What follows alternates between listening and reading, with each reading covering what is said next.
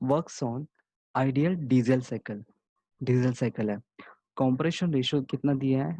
18:1 means RC दिया है 18। Next, the constant pressure ceases at 10% of the stroke. देखो constant pressure कितना है? 10%। किसका? स्ट्रोक का। सो मैं आपको डायग्राम से बताता हूँ। यहाँ पे डीजल साइकिल का डायग्राम ऐसे होगा, 1 to 2 constant pressure, 2 to 3, 3 to 4, 4 to 1। तो ये जो उन्होंने बोला है V3 माइनस V2, मतलब ये स्पेस जो है वो 10% है। किसके? स्ट्रोक का। तो V3 minus V2 is a 10% of क्या? V1 minus V2। ओके, तो स्ट्रोक वॉल्यूम के वो 10% है, वो इंडिकेट किया है।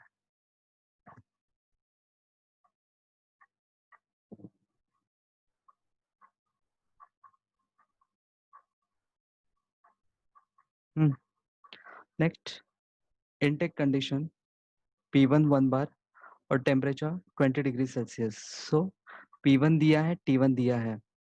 नेक्स्ट बोला है the engine uses 100 metre cube per hour. So अभी इसको नहीं समझ में आता है कि क्या दिया एग्जैक्टली। तो ये क्या दिया हुआ है? इंजन यूज कर रहा है, मतलब इंजन सक्शन कर रहा है। मीटर क्यूब मतलब क्या होता है? वॉल्यूम। पर आर है। सो ये वॉल्यूम फ्लो रेट दिया है बट पर आर में।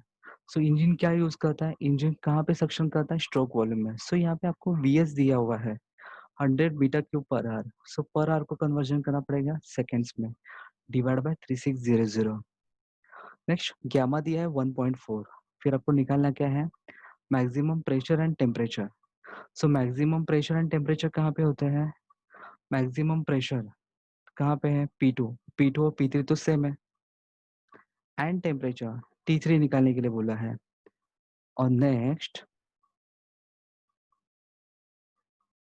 थर्मल एफिशिएंसी बोला है। और फिर इंडिकेटेड पावर, पावर भी निकालना है। और याद रखना पावर क्या होता है? QS minus Q rejected. So आपको ये यूज करके निकालना है। सो गिवन डेटा मैंने लिख दिया। तो सबसे पहले मुझे अभी देखते हैं कि मैं कहाँ से स्टार्ट कर सकता हूँ।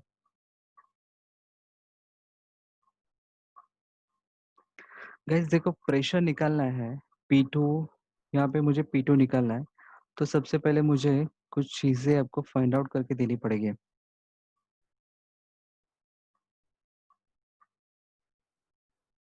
ओके, क्या क्या दिया है? आरसी दिया है 18:1, V3 माइनस V2, P1 दिया है, T1 दिया है, स्ट्रोक वॉल्यूम दिया है। तो सबसे पहले हमने क्या किया? यहाँ पे 100 मीटर के ऊपर था, उसको मैंने सॉल्व करके लिया 3600 से।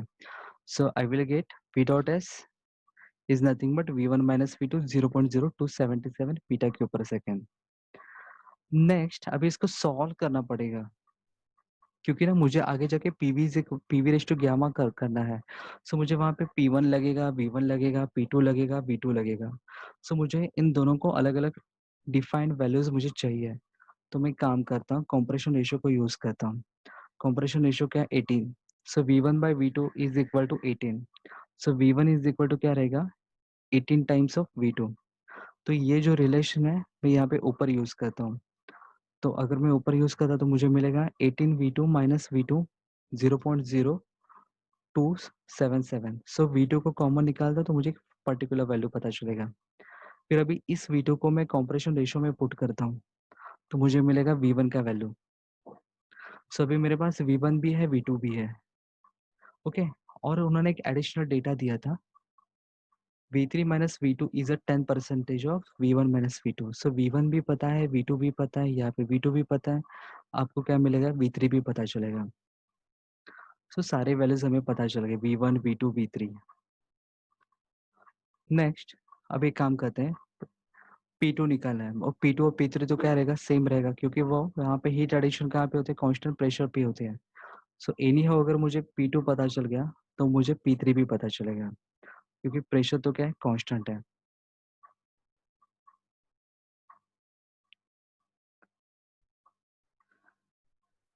ओके, सो सबसे पहले एक काम करता हूँ, P2 को निकालता हूँ। तो मैंने रिलेशन यूज किया 1 to 2 isentropic compression P1 V1 raise to gamma is equal to P2 V2 रेश टू गामा। P1 V2 तो आपको पता है कंप्रेशन रेशियो होता है, प्रेशर आपको पता है। So you will gate P2। और P2 जैसे ही मिल गया तो आपको P3 भी मिल जाएगा।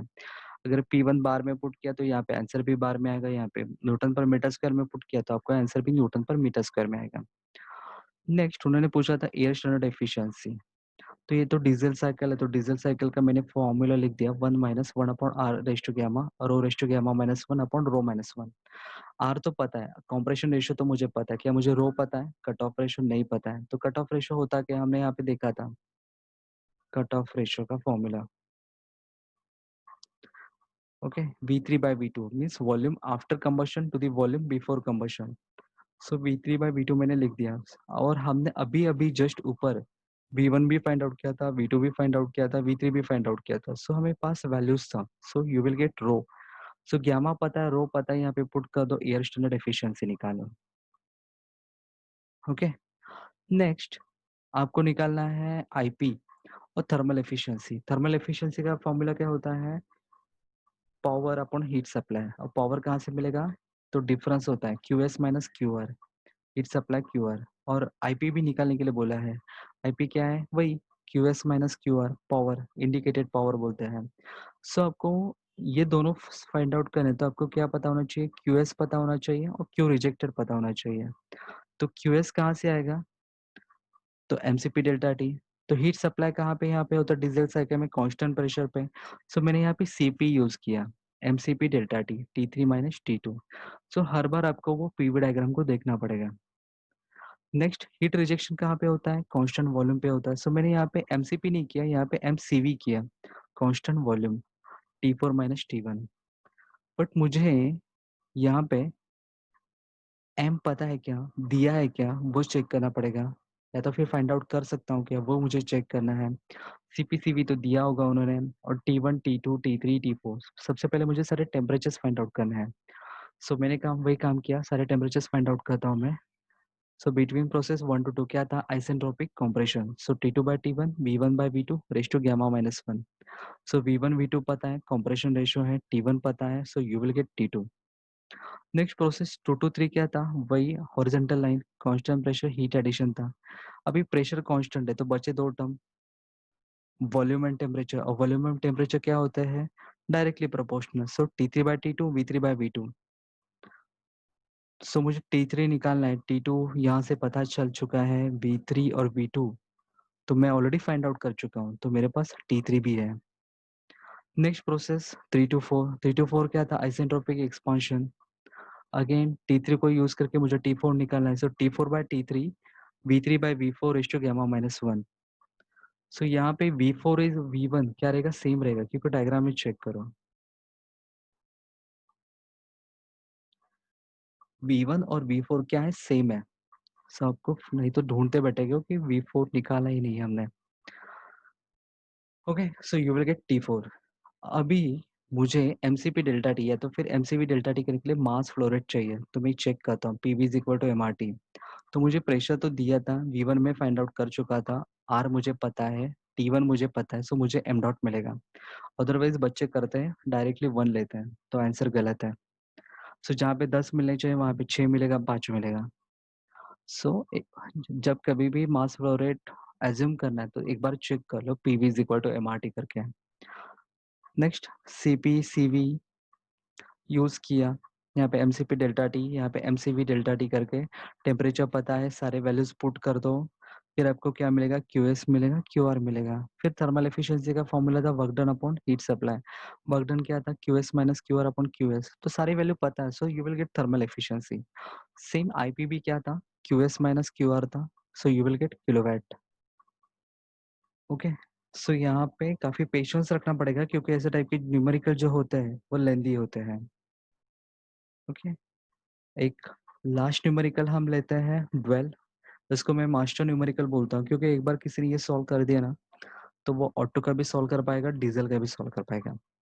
सो यहाँ पे क्या दिया हुआ है? An engine working on dual cycle uses compression ratio means RC दिया है 14, the intake pressure and temperature, so P1 and T1 given है 1 bar and 330 Kelvin. The explosion ratio is 1.4। Explosion ratio क्या था? अल्फा था, सो वो भी दिया है। The heat supplied during the constant pressure is twice that of constant volume. समझ के लो, हीट जहाँ पे सप्लाई हो रहा है, कहाँ पे, at during a constant pressure, वो क्या है, डबल है, किसका, that of the constant volume process. So यहाँ पे कांस्टेंट वॉल्यूम पे, सो यहाँ पे देखते हैं डायग्राम में, ड्वेल साइकिल कुछ ऐसी होती है, 1 to 2 isentropic compression, 2 to 3 constant volume heat addition, 3 to 4 constant pressure heat addition, 4 to 5 expansion and 5 to 1 constant volume heat rejection. तो यहाँ पे उन्होंने क्या बोला है, 3 to 4 कांस्टेंट प्रेशर पे जो हीट ऐड हो रहा है वो किसका डबल है, तो इस हीट का डबल है, कांस्टेंट वॉल्यूम हीट एडिशन। सो लफ्स को समझो तो न्यूमेरिकल सॉल्व होगा। सो यहाँ पे जो हीट ऐड हो रही है वो किसकी डबल है, यहाँ की हीट की डबल है, ये वहां पे बोला हुआ है। डिटरमाइन पर केजी ऑफ एयर, पर केजी बोले मीन्स आपको मास कितना लेना है, 1 kg। Percentage of cut off ratio निकालना है, कट ऑफ रेशो परसेंटेज का बताता हूँ मैं। फिर प्रेशर निकालना है, टेम्परेचर निकालना है एट सैलिएंट पॉइंट्स, मतलब सारे P1 T1 T3 सब कुछ निकालना है, सारे प्रेशर निकालना है, सारा टेम्परेचर निकालना है। फिर आपको बोला है हीट सप्लाइड, फिर हीट रिजेक्टेड, फिर work done, air standard efficiency. काफी बड़ा न्यूमेरिकल ये जाएगा ऑलमोस्ट 12 के आसपास। सीपी दिया है, सीवी दिया है, ग्यामा दिया हुआ है। सो ड्वेल साइकिल, सो सारा डेटा मैंने लिख दिया, आरसी लिख दिया, P1 लिख दिया, T1 लिख दिया, एक्सप्लोजन रेशियो। एक्सप्लोजन रेशियो क्या होता है, हमने बोला था pressure after combustion, pressure before combustion. So pressure after combustion 4 था, बिफोर कंबशन 3 था। Okay, so sorry, pressure P4 P3 तो सेम है, after combustion P3, before combustion P2, P3 by P2 1.4। फिर ये दिया था, फिर सीपीसीवी दिया था, ग्यामा दिया था, परसेंटेज ऑफ कट ऑफ निकालना है। कट ऑफ, सो फ्यूल सप्लाई कहाँ पे होगा वो देखना है, V4/V3। देखो V2 और V3 तो सेम रहेगा क्योंकि कांस्टेंट वॉल्यूम है। सो कट ऑफ कहाँ पे हो रहा है, between 4 to 3। So V4 minus V3, और परसेंटेज निकालना है तो टोटल वॉल्यूम, टोटल वॉल्यूम क्या होता है, स्ट्रोक वॉल्यूम। सो V1 माइनस V2, और परसेंटेज है इसलिए इंटू 100। फिर all salient temperatures and pressure, QS QR work done और एयर स्टैंडर्ड एफिशिएंसी आपको फाइंड आउट करनी है। तो यहाँ पे गाइज आपको सब कुछ सीक्वेंस वाइज जाना पड़ेगा। प्रोसेस 1 to 2 क्या है, isentropic compression. So P1 V1 raise to gamma, P2 V2 रेश टू गामा। सो P1 और कंप्रेशन रेशियो को यूज करके P2 निकालो। नेक्स्ट टेम्परेचर भी बोला है, सो T2/T1 V1/V2 रेश टू गामा -1, T2 निकालो। नेक्स्ट 2 to 3 क्या था, स्ट्रेट लाइन था, वर्टिकल। सो वहाँ पे वॉल्यूम कांस्टेंट था तो बचे दो ही term, pressure and temperature. So P2/P3 तो T2/T3। अगर कोई बच्चा P3/P2 करता है तो T3/T2 करना है, सिर्फ सामने आनी चाहिए क्योंकि डायरेक्टली प्रोपोर्शनल है। बट अभी ढूंढते बैठोगे कि P2 P3 दिया नहीं है, अरे भाई दिया है, अल्फा के फॉर्म में एक्सप्लोजन रेशियो 1.4 था। ओके, वो दिया था, T2 निकाल चुके हो तो you will gate T3। Got it. अगर आपको यहाँ का, अगर एक्सप्लोजन रेशियो की बात करता हूँ तो यहाँ पे मुझे P2 भी पता है, मुझे अल्फा भी पता है, सो आपको P3 भी मिल सकता है। ओके, सो सारा डेटा आपके पास होगा ही, थोड़ा सा केयरफुली आपको देखना पड़ेगा। फिर नेक्स्ट प्रोसेस था 3 to 4 constant pressure heat addition. अगर प्रेशर कांस्टेंट है तो बचा क्या, वॉल्यूम एंड टेम्परेचर, तो डायरेक्टली प्रोपोर्शनल होते हैं। सो V3/V4 T3/T4। सो मुझे T4 फाइंड आउट करना है। T3 पता है क्या, हाँ मुझे पता है, यहाँ पे मिला था V3 V4। सो मुझे V3 और V4 तो क्या होता है, V1 ही होगा। देखो एक मिनट, सॉरी, क्या था निकालना, V2 और V3। Okay sorry, V3/V4, V3/V4 निकालना है। देखो V3 तो आपको मिल जाएगा V2 से। सो सबसे पहले मुझे V2 को निकालना पड़ेगा। ओके, सो जो V2 होगा वही V3 होगा, और V4 को भी निकालना है, तो वो देखते कैसे।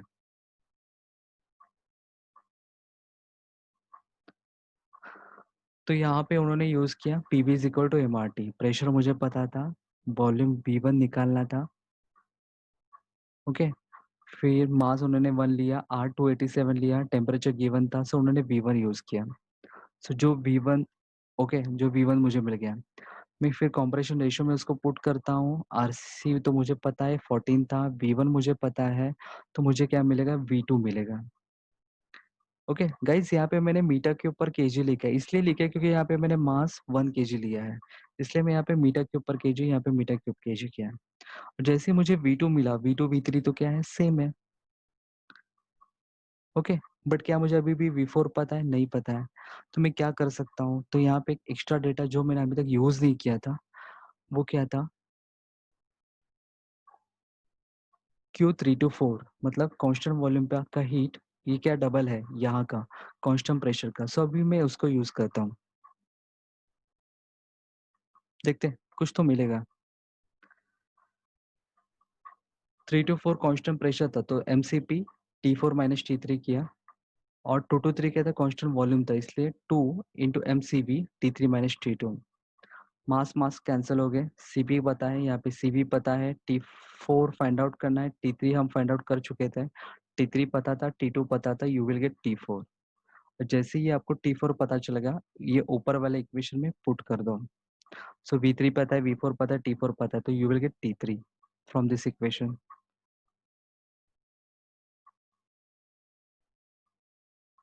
Okay fine, sorry T3 find out कर चुके थे, V4 निकाला था यहाँ से।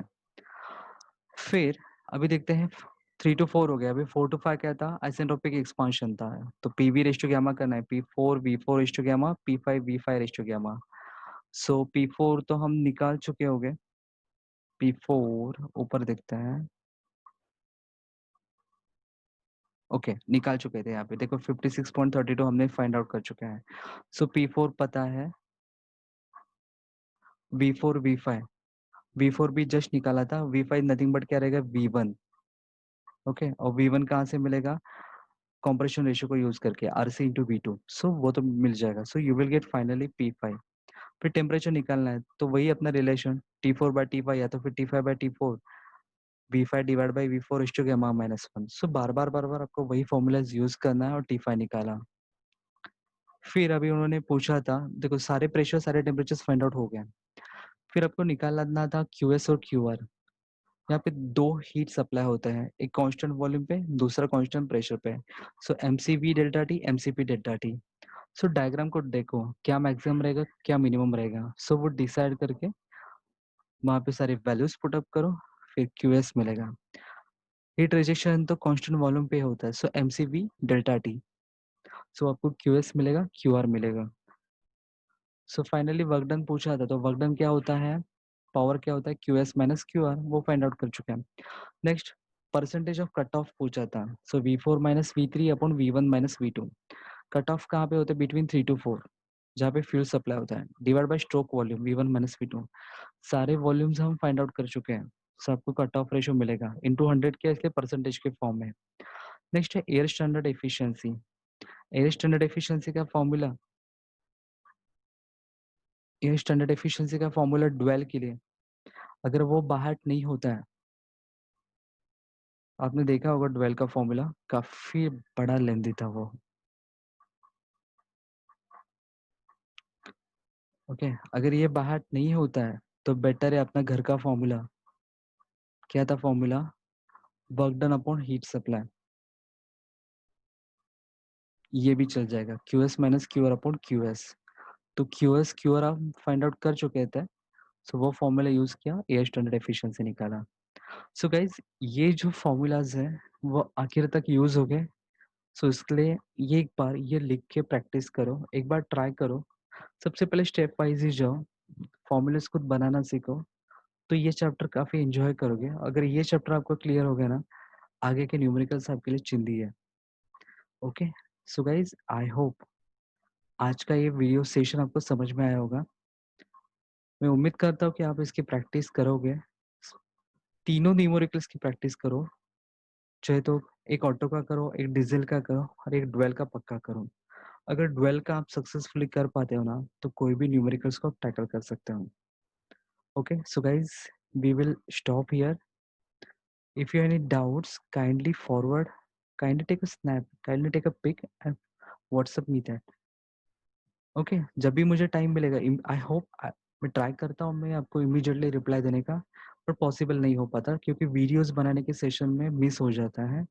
सो जब भी मैं टाइम मिलेगा मैं आपको रिप्लाई पक्का करूँगा। Okay? So have a nice day and take care.